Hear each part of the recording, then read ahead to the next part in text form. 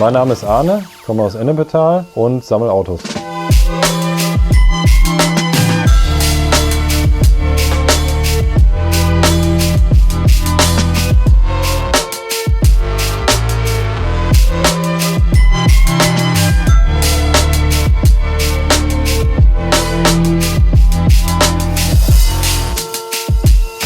Ja, macht einfach Spaß, damit zu fahren. Ne? Der Klang von dem Auto, sag ich mal, im Sommer, du hast das Fenster runter, die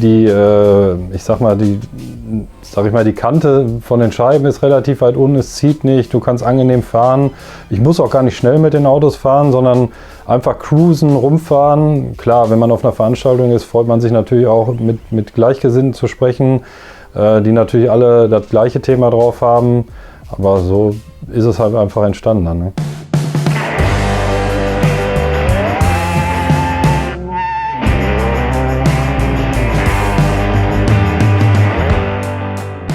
Sauerkrauts, the authentic streetwear brand for petrolheads.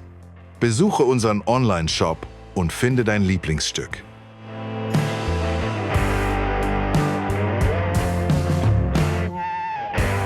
Das ist so die Form, das Auto ist wandelbar, es gibt viele Versionen. Ich persönlich fand halt immer den GSI mit den Doppelscheinwerfern und ein bisschen Verspoilung gefiel mir immer am besten.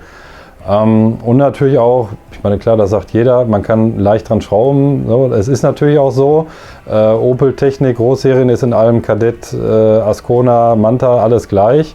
Und, aber auch generell die Coupé-Form mit dem Spoiler hat mir einfach immer schon gut gefallen. Die Recaro-Sitze, GSI exklusiv, 400er Sitze, 200er Sitze, also es war immer schon, ja, die Faszination war halt immer schon einfach auf dem Auto, muss man sagen. Ne?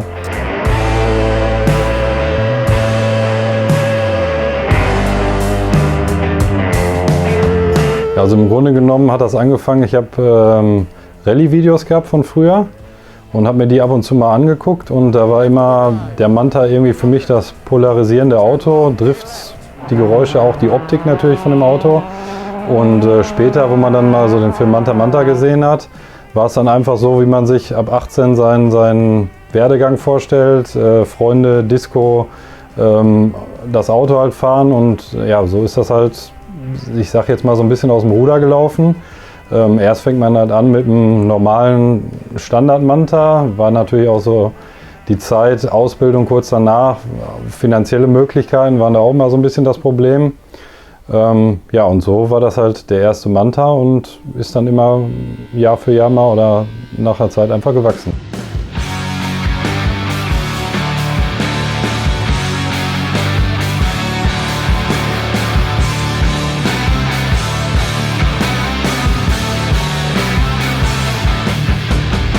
Also man hat den Film Manta Manta ja gesehen und hat immer diesen Mattig-Manta dort rumfahren sehen und es gab wenige Autos davon nur und wenn, waren die preislich überhaupt nicht erschwinglich für mich.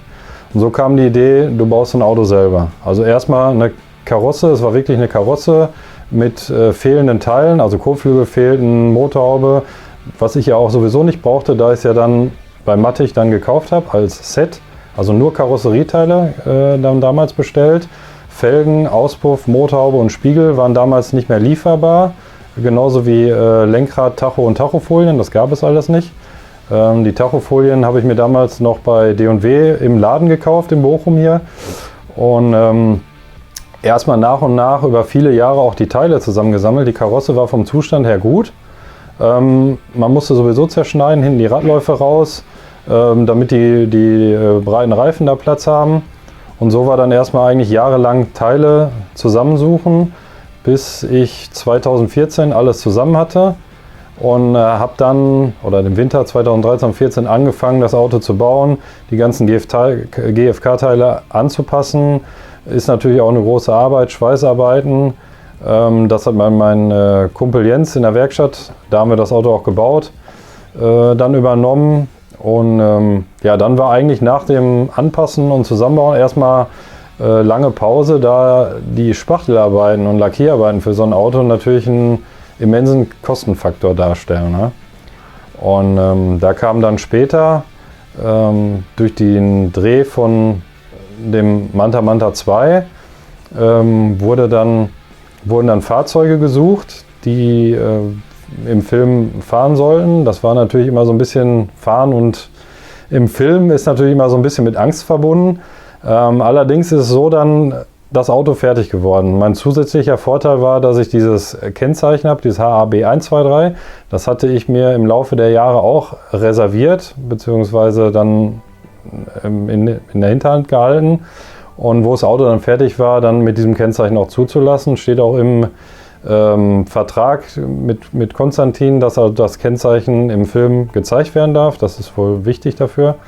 Und ja, so haben wir das Auto dann in relativ kurzer Zeit, 3 bis 4 Monate, dann wirklich dann auch zusammengebaut.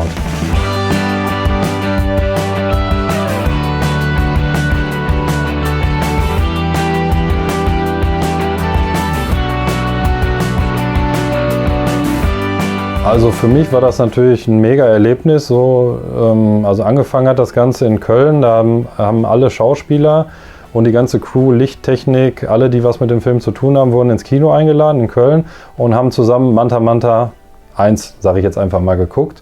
Ja, und du kommst halt als Laie da rein und siehst dann Til Schweiger, Tina Ruland, Michael Kessner, damals noch mit Corona-Test und stehen dann da vor mir und ich denke, ach, den kennst du, also Michael Kessner und ja, bin natürlich ganz, ja, ich sag jetzt mal, die Leute nicht direkt angesprochen, sondern einfach gewartet, wie sich das dann ergibt. Ja, dann haben wir dann den Film geguckt und da ich den natürlich durch den Bau der Autos ja, sehr, sehr gut kannte, war es dann immer so, ja, was ist da, was müssen wir noch an unseren Autos? Zu dem Zeitpunkt hatten sie 2, ich sage jetzt mal Stunt-Autos. Was fehlt noch? Aufkleber hier, Lautsprecher, dass das Auto also wirklich aussieht wie in Teil 1, so gut es dann ging. Ja. Ja, und so ist man dann da reingerutscht. Ne? Und irgendwie haben die auch gemerkt, der hat Ahnung, der kennt sich aus. Und so nach und nach ist das eigentlich entstanden, dass wie so ein Berater für die war, egal was war. Wir bauen das Presseheft von Manta Manta. Ich dachte, warte, ich fotografiere euch das ab und schicke euch das. Also mit Produzenten, mit Regie, also wirklich engen Kontakt. Und ja, war natürlich dann immer, wenn Schauspieler dabei waren, eine aufregende Sache. Ich war halt immer bei den Autoszenen dabei, weil ich natürlich auch mal so ein bisschen Angst um mein Auto hatte. Weil beim Film kann es auch schon mal härter zur Sache gehen. Ja, aber so war das halt die Erfahrung. Ne?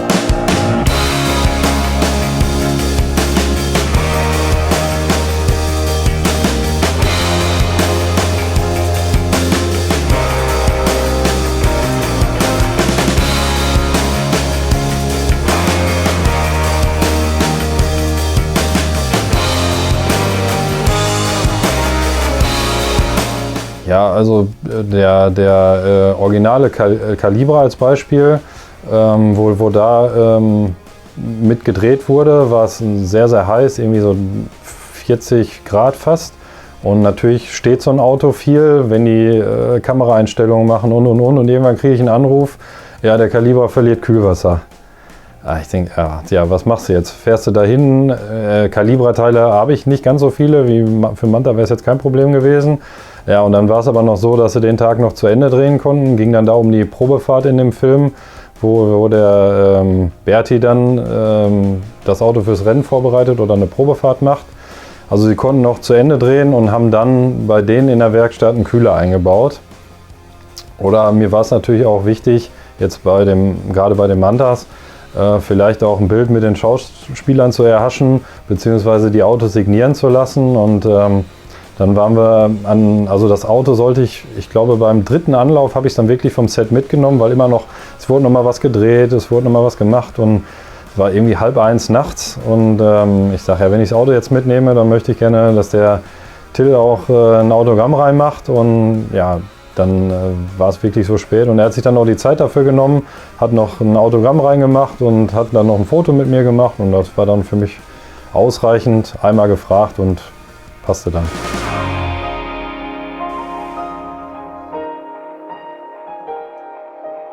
Ja, das Auto vom Klausi ist ja eigentlich zuerst entstanden. Das Auto habe ich fertig gemacht 2012. Weil ich zu dem Zeitpunkt auch schon das Kennzeichen hatte, dieses GT20. Und war natürlich auch weniger Aufwand, als jetzt den Matic Manta zu bauen. Sind ja nicht viele Veränderungen, im Grunde nur Fahrwerk, Felgen und die Spoilerlippe plus die Aufkleber. Gefiel mir eigentlich immer schon gut durch dieses Blau, diese Candy-Farben sind ja auch sehr aufwendig. Und ja, dann hat man das halt zuerst gemacht, weil es auch einfach finanziell eher lösbar war. Ja, und so bin ich dann erstmal die ersten Manta-Treffen mit dem Auto dann gefahren. Ne?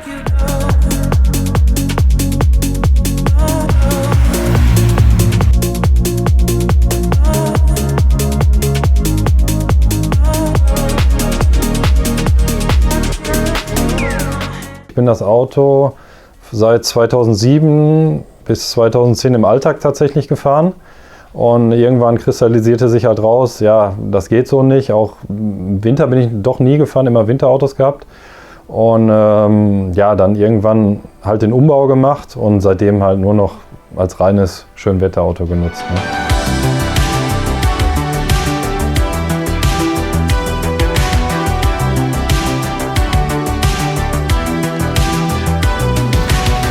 Ja, also dann war es dann so, wo der Dreh vom zweiten Teil war und ich den blauen Manta ja schon lange hatte, war es natürlich auch klar, da musste die Unterschrift vom Klausi rein und hatte das dann vorab gesprochen, dass wir in der Mittagspause vom Dreh an Bertis Werkstatt dann das Date, sage ich jetzt mal, mit Klausi gemacht haben.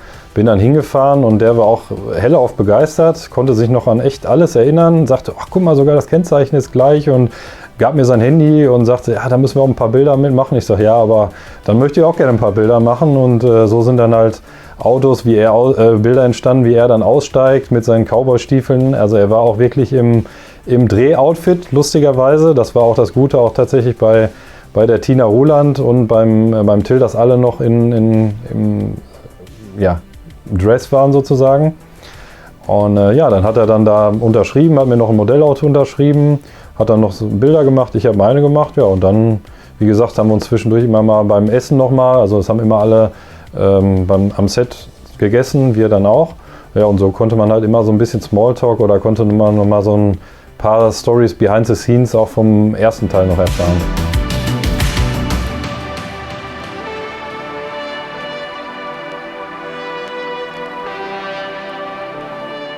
Also man sammelt ja alles über die ganzen Autos und da geht natürlich nichts an der Firma Manzel vorbei, die ja auch aus dem Ruhrgebiet aus Oberhausen kommt. Haben viel Technik gemacht, sind auch mit Autos am Nürburgring gefahren, haben Karosserie-Bodykits gemacht. Und das ist halt ein Auto, was auch 1988 bei Manzel selber umgebaut wurde, aber mit dem kompletten Paket. Technik, Scheibenbremse, vorne, hinten, andere Felgen, der Breitbaukit, dreiteilige BBS-Felgen, Lederausstattung, Armaturen beledert, also es gibt kein Teil, was im Auto nicht mit Leder bezogen ist. Mit dem Manzel wie im Prospekt halt die ganze Innenausstattung so gemacht. Das war natürlich so, wo ich das gesehen habe, ich denke, ja, jetzt oder nie. Ne? Und ja, habe dann auch zugeschlagen, war natürlich nicht fahrbereit, hatte Probleme im Kabelbaum, da war was verschmort. 2, 3 kleine Rostlöcher an den Endspitzen, nichts Wildes, Lack war nicht gut, Innenausstattung war ausgebaut. Da hatte sich halt jemand vorher schon dran probiert, den zu restaurieren. Das Auto stand über 15 Jahre nur und dementsprechend war natürlich auch der Zustand, aber die Basis war sehr gut. Ja? Und ja, dann haben wir den dann geholt und nach und nach fertig gemacht. Ja, und ich sag mal, mit dem Sechszylinder fährt sich das natürlich auch ganz anders und ich sag mal, mit dem BBS-Felgen und dem Breitbau ja, war das halt immer so, wo du sagst, boah, das musst du haben, so ein Ding. Ja?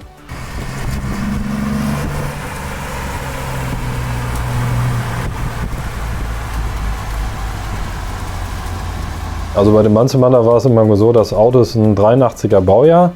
Derjenige, der es halt umgebaut hat, hat es 1988 gekauft für 8.500 Mark. Ist dann zu Manzel gegangen und hat das Auto für 45.000 Mark mit allem, was im Prospekt war, umbauen lassen. Nur mal um das Verhältnis jetzt, was das Auto damals gekostet hat. Also dafür hätte man auch schon bei gewissen höherwertigen Marken einfach mal ins Regal greifen können und sich was Schönes anderes kaufen können.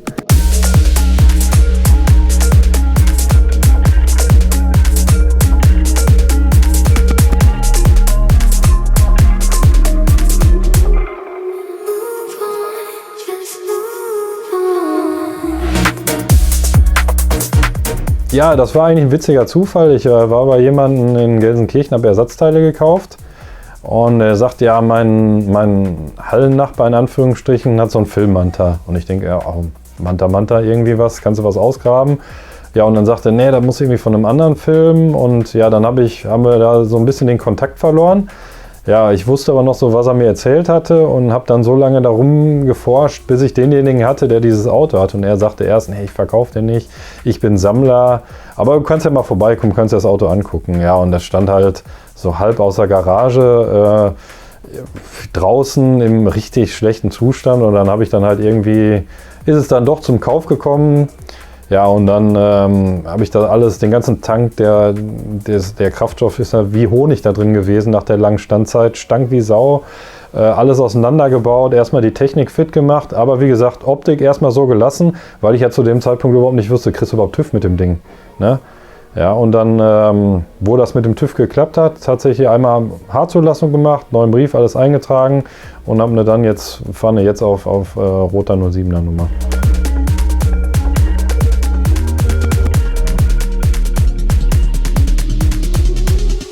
Also diese beiden Filme Manta, der Film sind ja fast zeitgleich erschienen. Gab es ja auch mal so Gerüchte, dass die beiden Produzenten um eine Corvette gewettet haben, welcher Film zuerst fertig ist. Wie das genau war, weiß ich nicht. Da war ich ja auch noch relativ jung, sagen wir es mal so. Und da war, ich sag jetzt mal automäßig, würde ich jetzt mal behaupten, war Manta der Film jetzt nicht so der Knaller. Aber trotzdem, sage ich jetzt mal so, für meine Sammlung war dieses Auto zu bekommen trotzdem toll. Er war im sehr, sehr schlechten Zustand. Also der Filmdreh war 1991 und 1992 wurde das Auto abgemeldet und war seitdem nie wieder angemeldet.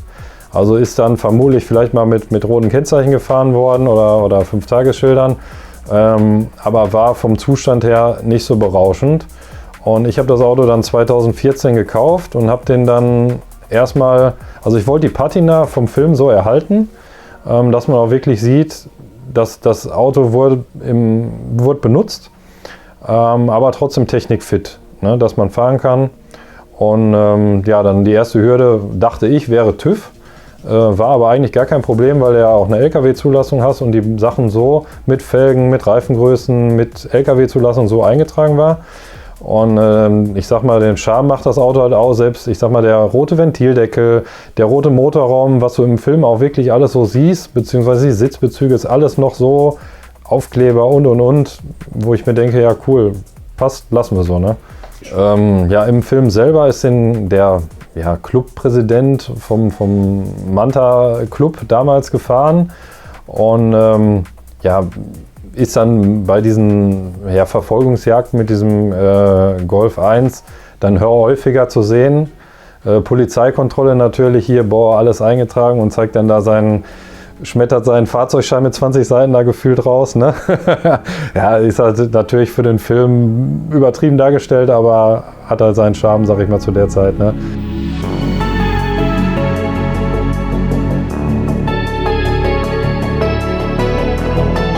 Also ich war immer der Manta GSI-Fan mit, ich sag jetzt mal, Plastik dran.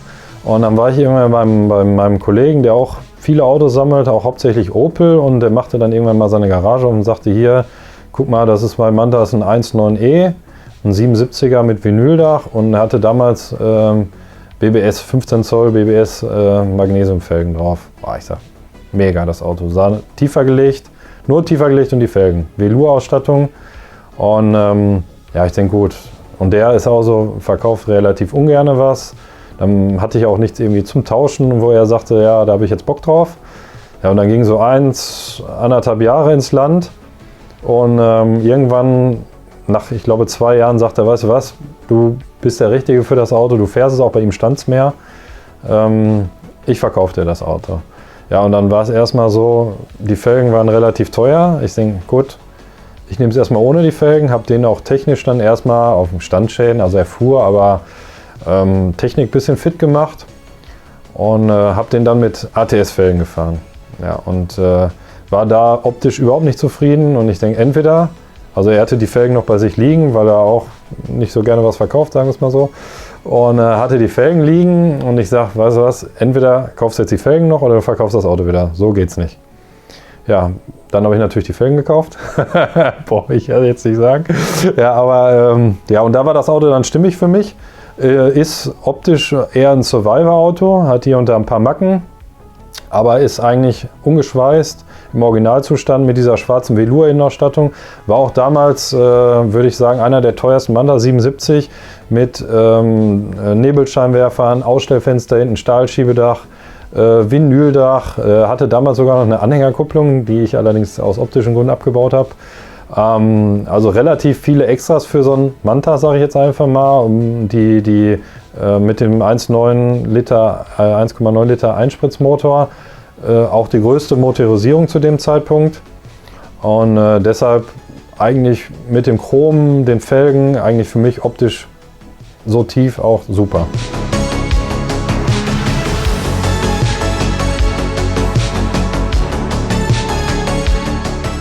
Der Opel Manta i200 ist im Grunde genommen ein Sondermodell von Irmscher.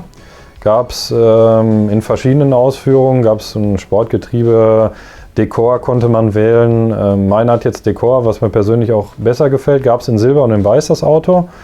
Meiner ist weiß, gefällt mir persönlich auch besser. Innenraum war so ein bisschen optisch an den großen Bruder, den Manta i400 angelehnt.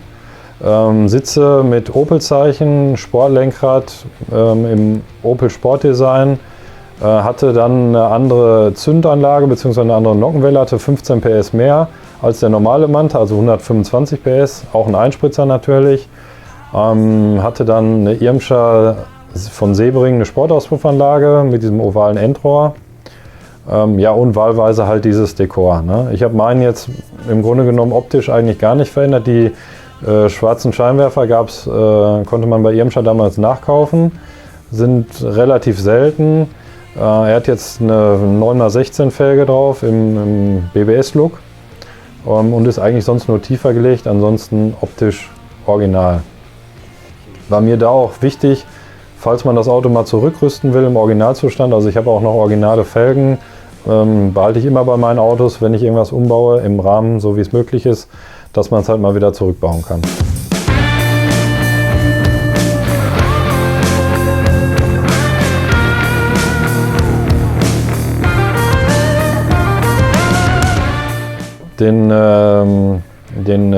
Ich sag mal dunkel-lilanen Manta, den habe ich noch gar nicht so lange.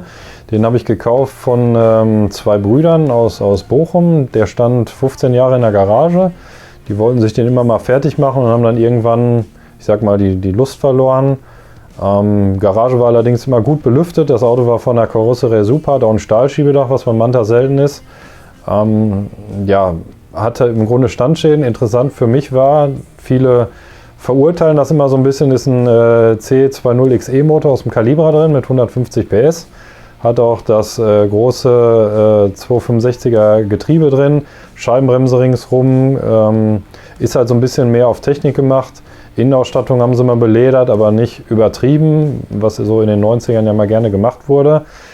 Felgen waren damals, wo ich ihn gekauft habe, 15 Zoll RH-Felgen drauf, die mir jetzt nicht so gut gefallen haben. Ich habe mir jetzt die 9x16 gekauft, so ein bisschen im BBS Le Mans Design. Ja, und ich sag mal, hat jetzt auch eine Kissling-Lippe dran. Auto hat ein bisschen Patina, aber vom Fahren her einfach, ja, ich sag jetzt mal im Vergleich zu den anderen Autos ein bisschen agiler. Ob man das jetzt mag oder nicht, aber für mich war es jetzt so, ich habe es noch nie gehabt, so einen Motor in so einem Auto, und war halt da der Reiz, das Auto mal zu fahren oder zu besitzen dann.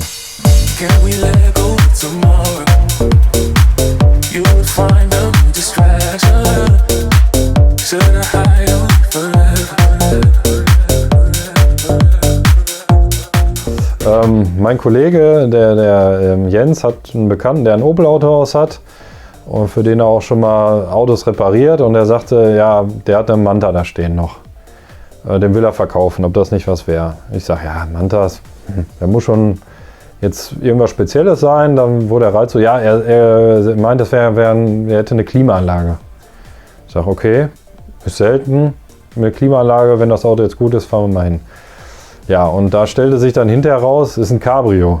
Hat aber keine Klimaanlage, war aber egal, weil als wir da waren, er machte die Halle auf, ich wusste sofort, was das für ein Auto ist, war das erste Cabrio, beziehungsweise das, womit die Firma Hintermeyer Werbung gemacht hat. Ist das Auto auch aus den Prospekten, die es damals war, stand bei dem Opel-Händler nur in der Sammlung. War vom Zustand her super, innen drin alles beledert, was gab vom Türknauf bis zur Mittelkonsole, alles. Und das Auto war mit Radio noch genau so, wie es 1991 im Prospekt war. Ja. Technisch eigentlich wirklich gar nicht so viel zu machen. Ich sage jetzt mal einmal drüber poliert, Bremsen, alle Öle, Service gemacht und ja, dann konnte man eigentlich schon mit dem Ding auf Treffen fahren. Das Schöne ist, oder was dem Erbauer halt wichtig war, wenn du das Auto offen machst, ist das flach. Es hat eine Linie. Ja, nicht mehr so ein, ich sage jetzt mal immer so ein Rucksack auf, sondern flach. Und das ist halt, er hat auch hinten Glasscheiben, die sind zwar nur gesteckt, die muss man dann rausmachen. Hat auch extra eine Tasche in passender Lederfarbe für den Innenraum. Und so kann man halt komplett offen mit dem Auto fahren. Ne? Also im Grunde genommen wurde das Auto, er ist damals zu der Firma hingegangen auf der Essener Motorshow und hat gesagt, pass mal auf, ich habe einen Manta, ich möchte ein Cabrio haben. Könnt ihr mir das machen? Und wenn ja, möchte ich, dass das so aussieht. Ich will nicht sagen, er sagte jetzt fast selbst gezeichnet so, aber er sagte, so und so muss das sein. Mit der Außenfarbe, das ist ja eine originale Manta GSI-Farbe, dieses Stahlgrau. Passt dann relativ gut, sage ich mal, zeitgemäß mit dieser dunkelroten Lederinnenausstattung zusammen. Haben sie Sitzheizung nachgerüstet und was weiß ich. Also das Ding hat damals richtig Geld gekostet. Ich meine, er hätte mal gesagt 30.000 Mark nur der Umbau. Und ich sag mal, der Umbau ist dementsprechend auch gut gemacht, weil es, denke ich mal, auch ein Werbeauto war in sämtlichen, ich glaube in 3 oder 4 Zeitungen plus Prospekten von der Firma. Sieht man das Auto halt immer, ist auch polarisierend durch diese Hirschka-Fronten mit den Doppelscheinwerfern. Würde man heute vielleicht nicht mehr machen, aber damals war das halt der letzte Schrei, sowas zu machen. Ne? Ja, den Golden Manta GSI, den habe ich 2009 gekauft. War eigentlich mein erster richtig guter Manta. Habe ich damals schon so ein bisschen nachgesucht, weil er auch wirklich unberührt war. Der Erstbesitzer hat den, zu dem habe ich dann irgendwann mal Kontakt aufgenommen, hatte den nur im Sommer gefahren, im Winter immer irgendwie vom Elternhaus einen Rekord oder einen anderen Manta gekauft. Und hat den relativ wenig bewegt. Das Auto hat jetzt, glaube ich, 104.000 Kilometer erst gelaufen. Ist auch Baujahr 85 und ist ein Manta GSI exklusiv. Ist in dem Sinne besonders, weil 1985 gab es dann die ersten Manta GSI exklusiv und 85 gab es den in Monaco Blau oder Dakar Gold. Meiner ist Dakar Gold, war auch damals Aufpreisfarbe. Der Erstbesitzer oder bei den Dokumenten war auch die Kaufrechnung bei, hat damals 25.000 Mark gekostet mit Stereo-Soundsystem, Colorglas, rechten Außenspiegel, sowas waren ja damals alles noch Extras. Der hat eine 25er Sperre vom Haus aus, ist auch relativ selten und halt diese roten Recaro-Sitze mit den roten Innenflächen war halt nur beim GSI exklusiv. Ja, dreiteiliger Spoiler, Irmscher-Kit war halt im Grunde Standard, die Ronalfelgen auch. Und das Auto fällt mir manchmal auch schwer. Ich würde schon mal vielleicht mal gerne ein paar andere Räder drauf machen, aber im Grunde genommen ist es so erhaltungswürdig, denke ich, dass es ihn einfach mal original lässt.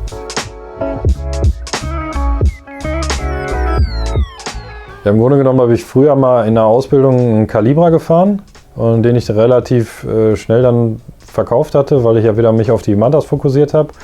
Und so kam jetzt irgendwann mal der Gedanke durch diesen i200, was ja ein Sondermodell ist von einem Manta.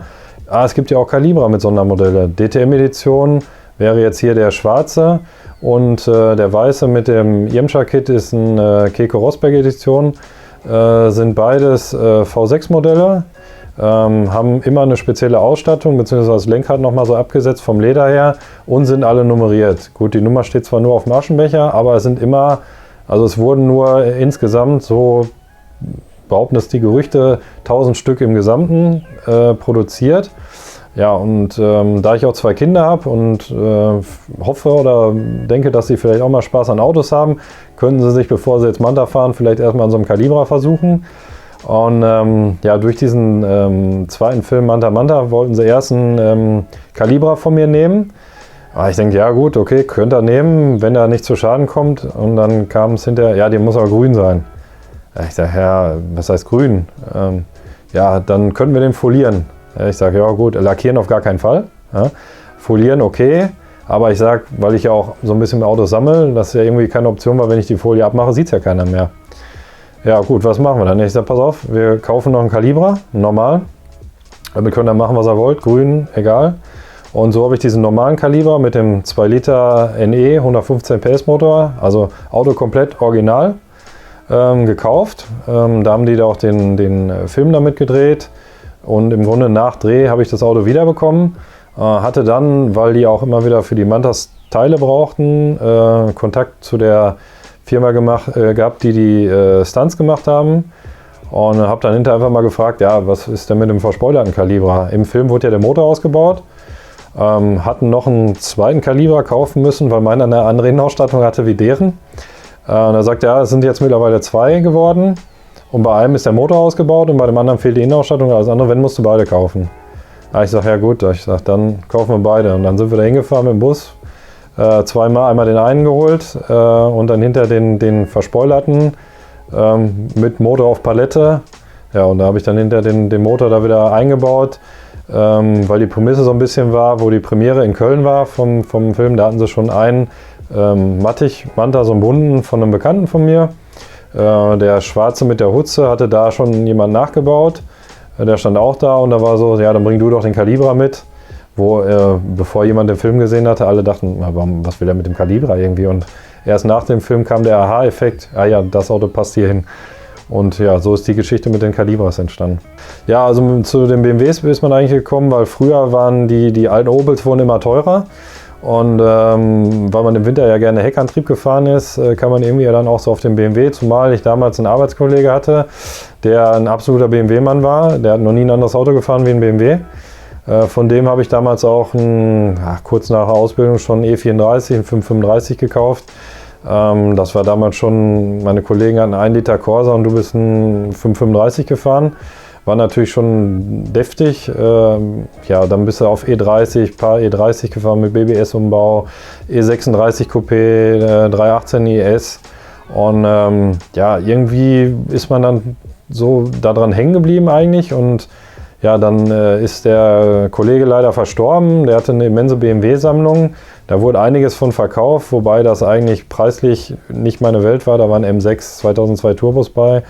Und ja, so ist es dann dazu gekommen, dass die Autos, also ich musste 4 Autos kaufen. Da waren 3 E28 bei, ein E21.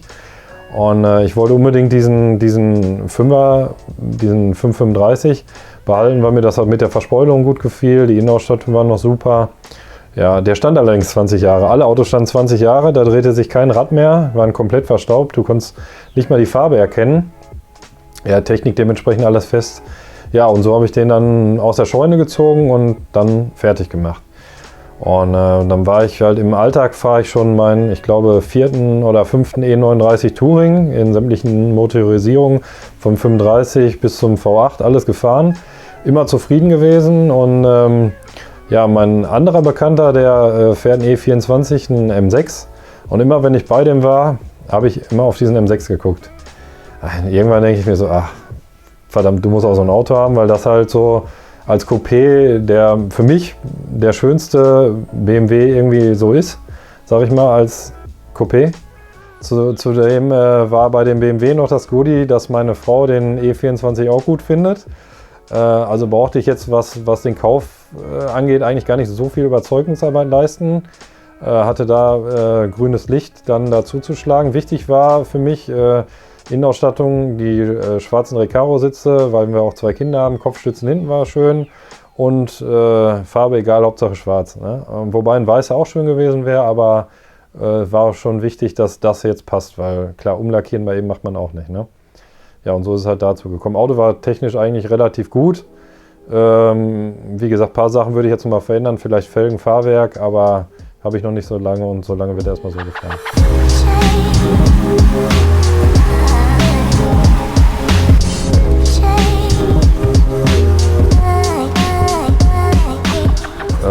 Ja, ich sag mal, früher zweite Auto, Ascona B, damals viertürig. Was will man, oder mir gefällt der Ascona als zweitüriger natürlich immer besser und da war es dann auch schon schwierig, gute zu finden, wo jetzt nicht irgendwie gerade hinten an den Dreiecksfenstern Rostprobleme und. Ja, irgendwann durch Zufall bei Kleinanzeigen, also ich bin ja immer viel bei Kleinanzeigen unterwegs, eine Ascona B gefunden, der gar nicht so weit weg stand. Und dann natürlich angerufen, haben wir was mit dem Ascona? Ja, der ist gut. Ich sage, wie sieht es aus mit Rost? Ja, der hat keinen Rost. Ich sage, komm. Ich sage, ich will jetzt nicht kommen und nee, der hat keinen Rost. Ja, dann bin ich da hingefahren. Der hatte recht, war technisch hier ein bisschen was zu erledigen, aber das Auto war gut. So ein Survivor, hier und da ein bisschen Kratzer. Aber gut, ja, und dann bin ich dann auch erstmal so nur hier um Pudding rumgefahren und irgendwann war es dann so durch den Manta 2 Dreh, ja, wir brauchen noch Autos, die wir irgendwie in die Werkstatt stellen. Ja, ich sage, ich habe noch das und hier und da. Der Calibra und der Manta waren ja eh an Bord. Damals hatte ich noch einen Vectra A2000, einen Omega und halt diesen Ascona. Die haben wir dann da alle ans Set gefahren und das ist im Grunde das Auto, wo der Till Schweiger sich beim Schrauben immer den Kopf dran stößt an der Haube. Ja, und wie gesagt, für mich gehört er halt irgendwie so, als wenn man einen Manta fährt, kann man auch einen Ascona haben. Passt halt irgendwie so dazu in die Sammlung.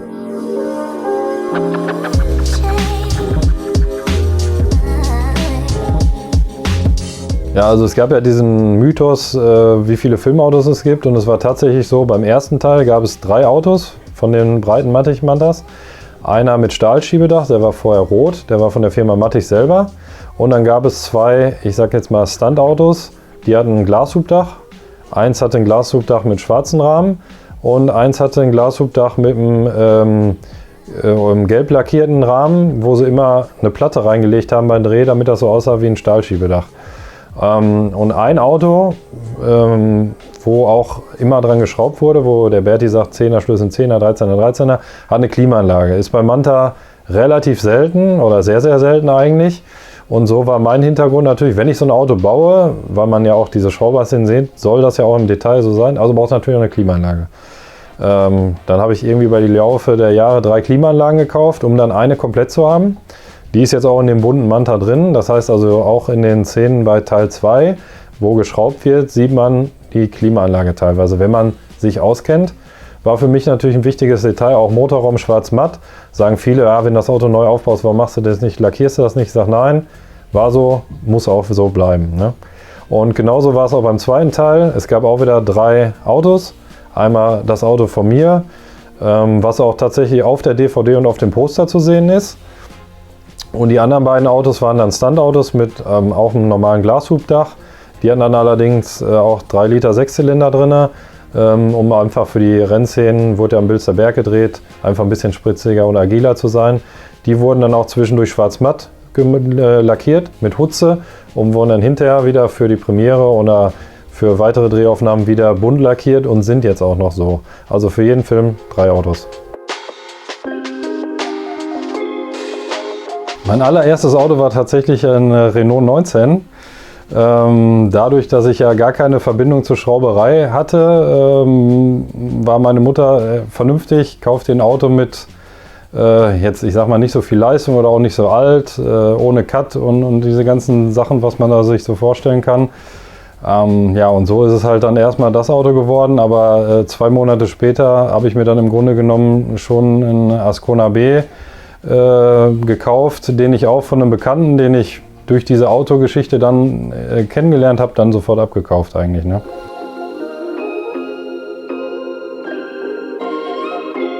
Ja, das mit den ganzen Sachen kommt halt so, man kauft eine Sache und sieht, da gibt es noch ein zweites oder ein drittes von und da ist man halt dann der Jäger und Sammler und macht dann so lange, bis man, sag ich mal, das Teil hat. Beziehungsweise mein großer Traum wäre natürlich, vielleicht irgendwann mal eine schöne Halle zu haben, um dann zu sagen, ja, alles, was man hier jetzt auf engstem Raum sieht, vielleicht passend zu den Autos auszustellen.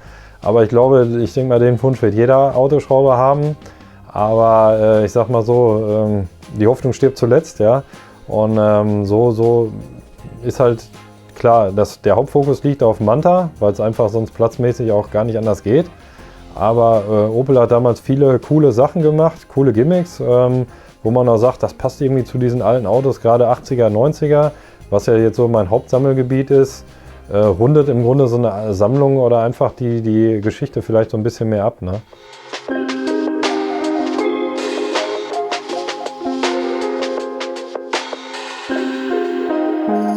Ja, also im Grunde genommen möchte ich mich bei jedem bedanken, der mich in irgendeiner Hinsicht mal autotechnisch unterstützt hat, weil ich bestimmt sowieso irgendwen vergesse.